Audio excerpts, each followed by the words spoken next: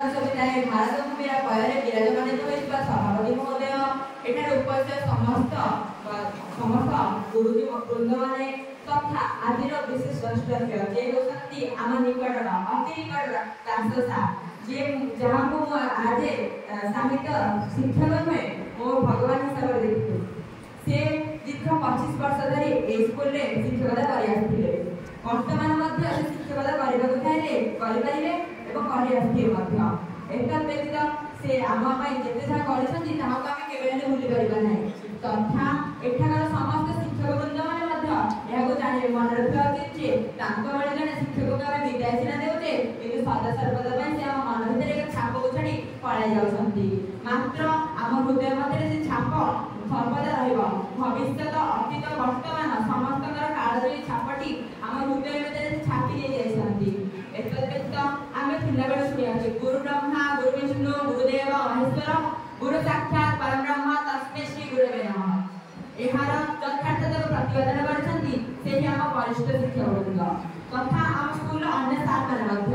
ତଥାପି ତାଙ୍କର ଏହି ସମ୍ବର୍ଦ୍ଧନା ଦିବସରେ ମୋତେ କିଛି କହିବାର ସୁଯୋଗ ମିଳିଥିବାରୁ ମୁଁ ନିଜକୁ ଧନ୍ୟ ମନେ କରୁଅଛି। ସେ ଆମର ଜଣେ ସାହିତ୍ୟ ଶିକ୍ଷକ ନଥିଲେ, ସେ ଥିଲେ ଉଚ୍ଚଧାରା ଚିନ୍ତାଧାରା ରଖିଥିବା ଜଣେ ବ୍ୟକ୍ତି, ଯେ ଆମ ଭାରତ ଗଢ଼ିବା ପାଇଁ ମଧ୍ୟ ତାଙ୍କର ଯୋଗଦାନ ବହୁତ ନିବିଡ଼ ଅଟେ।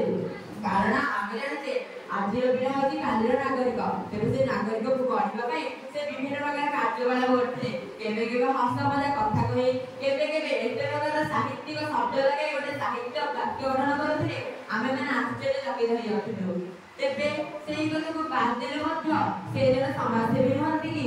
ସେ ହେଉଛନ୍ତି ଜଣେ ସମାଜସେବୀ, କାରଣ ସେ ଆମ ଭଳି ଛୋଟ ଛୋଟ ଶିଶୁମାନଙ୍କ ଭବିଷ୍ୟତକୁ ଆମ ହାତ ବାବୁରେ ଗଢ଼ିଥିଲେ। ଏତଦ୍ ବ୍ୟତୀତ ଆଜି ମୋତେ ଏହି ତାଙ୍କ ସମ୍ବର୍ଦ୍ଧନା ଦିବସରେ କହିବାରେ ପୁନର୍ବାର ନିଜକୁ ଧନ୍ୟ ମନୋଭାବିତ କରିଅଛି। ଏତଦ୍ ବ୍ୟତୀତ ମୋର ଏଠି ଯୁବତୀ ଉଚ୍ଚ ବିଦ୍ୟାଳୟର ସମସ୍ତ ଶିକ୍ଷକବୃନ୍ଦମାନଙ୍କୁ ମଧ୍ୟ ଏହି ଦିବସ ଅବସରରେ ମୋତେ କିଛି କହିବାର ସୁଯୋଗ ଦେଇଥିବାରୁ ମୁଁ ନିଜକୁ ଧନ୍ୟ ମନେ କରୁଛି ବୋଲି କହୁଛି।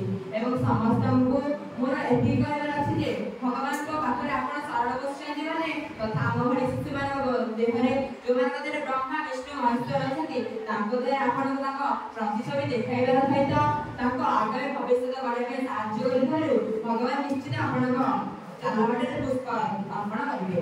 ଏତିକି ଏକ ବକ୍ତବ୍ୟ ଶେଷ କରୁଅଛି। ଜୟ ଜଗନ୍ନାଥ।